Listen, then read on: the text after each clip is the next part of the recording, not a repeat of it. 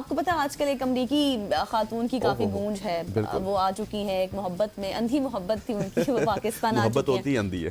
हाँ, ये अब तो मुझे वाकई लग रहा है कि अंधी होती है।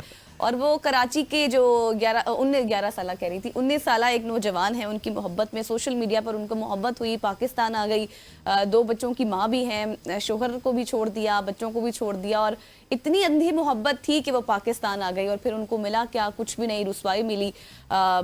जो घर वाले थे, जो लड़का था, अपनी फैमिली के साथ वो शिफ्ट हो चुका है, घर पर वो है ही नहीं, और वो कह रहा था कि मैं शादी के लिए रेडी था लेकिन मेरे घर वाले नहीं माने।